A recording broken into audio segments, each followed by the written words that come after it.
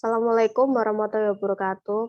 Perkenalkan, kami dari kelompok 4 akan menjelaskan tentang bisnis, lingkungan hidup, dan etika.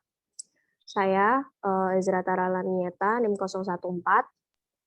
Saya Mutiara Wiraibowo, NIM 021. Saya Nur Hamadelia, NIM 025. Saya Esa Laudia Sukamto, NIM 040. Saya Rinda Arita Mevian, NIM 043. Saya Desala Karisma dengan NIM 046.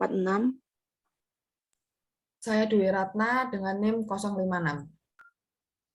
Berikut subtopik yang akan kita bahas. Yang pertama adalah krisis lingkungan hidup, masalah lingkungan hidup sebagai tantangan global, lingkungan hidup dan ekonomi, hubungan manusia dan alam, mencari dasar etika untuk tanggung jawab terhadap lingkungan hidup, implementasi tanggung jawab terhadap lingkungan hidup.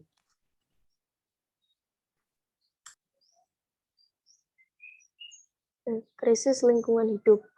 Krisis lingkungan hidup baru dimulai disadari sepenuhnya dalam tahun 1960-an. Akibat dari bisnis modern ini mengandalkan bahwa komponen-komponen lingkungan seperti air dan udara merupakan barang umum, sehingga boleh dipakai seenaknya. Lalu yang kedua adalah mengandalkan bahwa sumber daya alam seperti air dan udara itu terbatas. Nah, dalam situasi ini, kita saat ini masih tetap berlaku bahwa kerusakan lingkungan paling terasa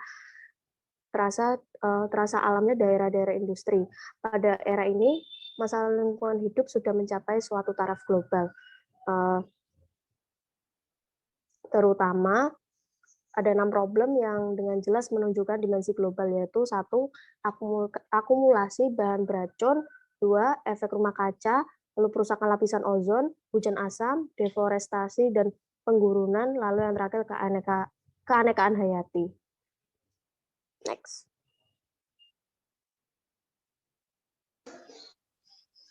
Selanjutnya yaitu masalah lingkungan hidup sebagai tantangan global. Dimensi global dari sisi krisis lingkungan hidup sekarang tidak disangka lagi. Selama dekade-dekade terakhir, sudah diambil berbagai inisiatif untuk membahas dan menangani masalah-masalah lingkungan pada taraf internasional. Daftar konferensi oleh PBB. Yang pertama, The United Nations Conference on the Human Environment di Stockholm pada 5 Juni 1972. Yang kedua, Protokol Montreal pada 1988.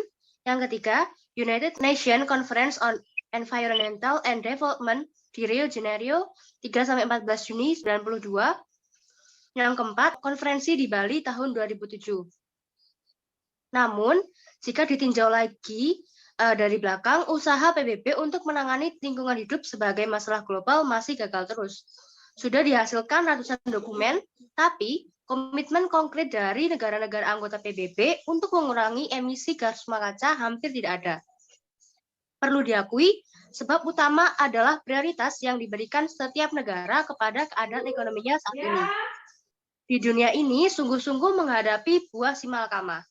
Walaupun masa depan tetap dinilai sangat penting, tidak ada negara yang bersedia mengorbankan sekurang-kurangnya keadaan ekonominya sekarang kepada masa depan lingkungan hidup yang lebih baik. Lingkungan hidup dan ekonomi. Lingkungan hidup sebagai The Commons. The Commons adalah ladang umum yang dulu dapat ditemukan di banyak daerah pedesaan di Eropa dan dimanfaatkan secara bersama-sama. Dalam kehidupan modern, The Commons dengan bertambahnya jumlah penduduk tidak dapat dipertahankan lagi, melainkan diprivatisasi pada penduduk perorangan sehingga muncul perubahan sosial ekonomi yang besar di kalangan masyarakat. Dengan adanya orang kaya yang memprivatisasi pemilikan tanah. Yang kedua, yaitu lingkungan hidup tidak lagi eksternalitas, yaitu lingkungan hidup dianggap sebagai sumber daya alam yang tidak terbatas, walaupun pada kenyataannya jumlah sumber daya alam pun bisa mengalami kelangkaan. Ini environmental economics sudah menjadi cabang ilmu ekonomi yang penting. Eksternalitas ialah faktor-faktor yang bersifat ekonomis, tapi tetap tinggal di luar perhitungan ekonomis. Oleh karena itu, lingkungan hidup tak lagi eksternalitas karena sumber daya alam yang berubah menjadi barang langka dan ekonomis. Yang ketiga yaitu pembangunan berkelanjutan. Pertumbuhan ekonomi yang terus-menerus tidak mungkin dicocokkan dengan keadaan terbatas sumber daya alam, terutama pada sumber yang tidak dapat diperbarui. Inilah yang memicu pembatasan pertumbuhan penduduk. Ekonomi harus mempertimbangkan adanya zero growth, Sustainable Development mampu mengubah pandangan mengenai pertumbuhan penduduk yang bertentangan dengan lingkungan hidup yang kemudian memberikan jembatan kepada keduanya dengan memungkinkan pertumbuhan ekonomi.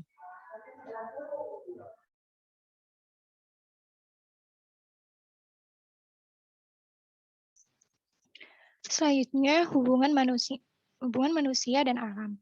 Masalah lingkungan hidup menimbulkan suatu cabang filsafat baru yang berkembang dengan cepat, yaitu filsafat lingkungan hidup. Salah satu ciri khas dari sikap manusia modern adalah usahanya untuk menguasai dan menaklukkan alam. Cara mendekati alam ini dapat disebut sikap teknokratis. Berkat cara kerja teknokratisnya, manusia modern memang berhasil memperoleh banyak sekali manfaat. Manusia tidak terpisah dari alam, apalagi bertentangan dengan alam. Pandangan modern tentang alam adalah ateoposentris, karena menempatkan manusia pada pusatnya. Aliran dalam filsafat lingkungan yang paling radikal mengemukakan pandangan ini adalah deep ekologi atau ekologi dalam. Deep ekologi sangat menekankan kesatuan alam. Berdasarkan ekologi dalam, alam mempunyai nilai intrinsik, artinya nilai sendiri, tak tergantung dari faktor luar. Next.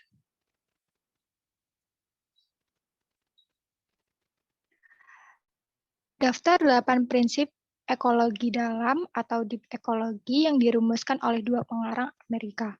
Yang pertama, kesejahteraan dan keadaan baik dari kehidupan manusia maupun kehidupan bukan manusia di bumi mempunyai nilai intrinsik.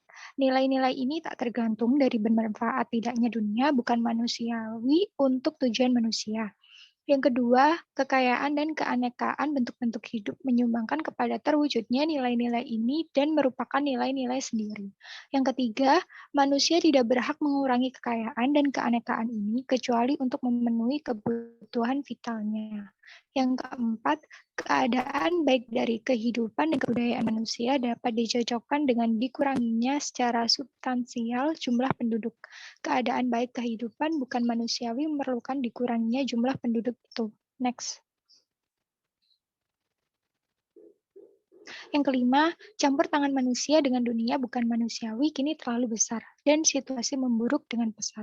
Karena itu kebijakan umum harus berubah. Kebijakan itu menyangkut struktur-struktur dasar bidang ekonomis, teknologis, dan ideologis. Keadaan yang timbul sebagai hasilnya akan berbeda secara mendalam dengan struktur-struktur sekarang. 7. Perubahan ideologis adalah terutama menghargai kualitas kehidupan, artinya manusia dapat tinggal dalam situasi yang bernilai inherent dan bukan berpegang pada standar kehidupan yang semakin tinggi. Akan timbul kesadaran mendalam akan perbedaan antara big kuantitas dan great kualitas. 8. Mereka yang menyetujui puter-puter sebelumnya berkewajiban secara langsung dan tidak langsung untuk berusaha mengalihkan perubahan-perubahan yang perlu. Kemudian ada dasar etika untuk tanggung jawab terhadap lingkungan hidup yang disajikan dalam beberapa pendekatan. Yang pertama adalah hak dan deontologi. William D. Blackstone berpendapat setiap manusia berhak atas lingkungan berkualitas yang memungkinkan dia untuk hidup dengan baik. Lingkungan yang berkualitas tidak saja merupakan sesuatu yang sangat diharapkan, tetapi juga sesuatu yang harus direalisasikan karena menjadi hak setiap manusia. Manusia mempunyai hak moral atas segala sesuatu yang perlu untuk hidup, yang memungkinkan dia memenuhi kesanggupannya sebagai makhluk yang rasional dan bebas. Kemudian yang kedua ada utilitarianisme, yaitu suatu perbuatan atau aturan adalah baik kalau memaksimalkan manfaat. Kiranya sudah jelas, pelestarian lingkungan hidup membawa keadaan paling menguntungkan untuk seluruh umat manusia, termasuk juga generasi-generasi yang akan datang. Dalam perspektif ini, lingkungan hidup tidak lagi boleh diperlakukan sebagai suatu eksternalitas ekonomis. Yang ketiga ada keadilan. Lingkungan hidup menyangkut soal kelangkaan dan karena itu harus dibagi dengan adil. Perlu dianggap tidak adil bila kita memanfaatkan alam demikian rupa sehingga orang lain, misalnya generasi-generasi yang akan datang, tidak lagi bisa memakai alam untuk memenuhi kebutuhan mereka dengan baik. Bisa lanjut.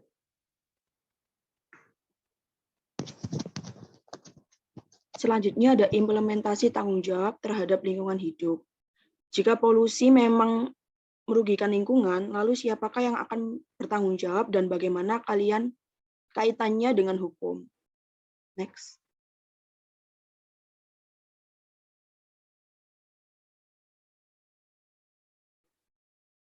Yang pertama ada siapa yang harus membayar.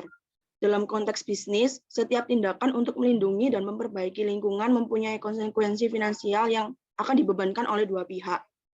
Yakni, yang pertama ada those who will benefit from environmental improvement solved by the cost. Atau orang yang ingin menikmati lingkungan bersih harus menanggung biayanya. Jadi pada pihak yang dibebankan kali ini bisa masuk akal karena dalam konteks ekonomis tidak ada sesuatu pun yang dibagi dengan gratis.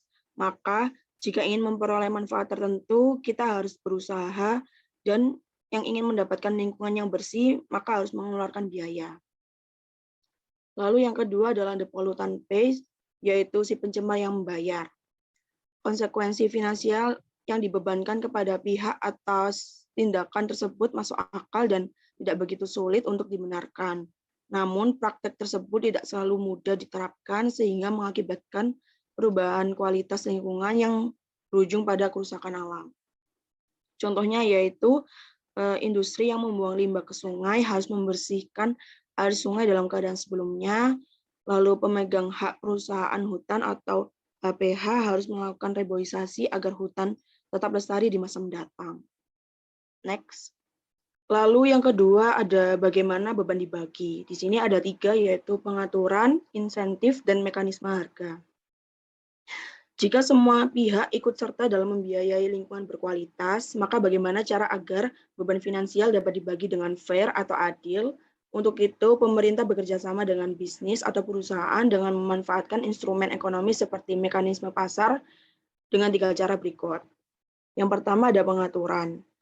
Cara pertama adalah membuat peraturan mengenai polusi dari industri dengan cara melarang membuang limbah beracun ke dalam air sungai atau laut dan membuang emisi beracun ke udara. Dalam hal pengaturan ini berarti pelaksanaan dapat dipaksa secara hukum bagi yang melanggar dan akan ada sanksinya.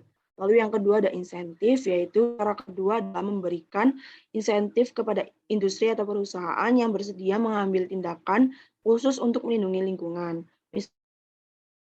Pengurangan pajak atau berupa penghargaan. Lalu yang ketiga ada mekanisme harga. Cara ketiga ini adalah si pencemar atau industri yang harus membayar sehingga dengan demikian beban lingkungan tidak lagi dijadikan suatu eksternalitas ekonomis tapi dimasukkan atau dalam biaya produksi yang akan berdampak pada harga produk. Next. Yang ketiga, etika dan hukum lingkungan hidup. Dalam konteks lingkungan hidup dapat dilindungi dengan baik jika tercipta peraturan hukum yang efektif. Namun seringkali perusahaan ini lebih memilih membayar denda daripada membangun instalasi pengelolaan limbah yang relatif lebih mahal. Karena itu, setelah terbentuknya sistem peraturan lingkungan yang baik, tetap diperlukan kemauan moral dari pihak perusahaan. Untuk kepentingan lingkungan hidup, peran produsen dan konsumen harus sama-sama sadar menjaga lingkungan. Produsen ini mungkin akan untung kecil, namun ramah lingkungan dapat diimbangi dengan konsumen yang lebih memilih produk eco-label. Sangat diharapkan kesadaran lingkungan ini pada konsumen bertambah besar sehingga produsen akan mengikuti pasar. Next. Hukum yang berlaku di Indonesia ini menurut UU nomor 32 tahun 2009 pasal 1 ayat 2 adalah upaya sistematis dan terpadu yang dilakukan untuk melestarikan fungsi lingkungan hidup dan mencegah terjadinya pencemaran dan atau kerusakan lingkungan hidup yang meliputi perencanaan, pemanfaatan, pengendalian, pemeliharaan, pengawasan, dan penegakan hukum. Dalam bab X pasal 3, Bagian 3 pasal 69 berisi mengenai larangan dalam perlindungan dan pengelolaan lingkungan hidup yang meliputi larangan melakukan pencemaran, memasukkan benda berbahaya dan beracun atau B3, memasukkan limbah ke media lingkungan hidup, melakukan pembukaan lahan dengan cara membakar, dan lain sebagainya. Sekian dari kelompok kami. Mohon maaf apabila ada kekurangan. Wassalamualaikum warahmatullahi wabarakatuh.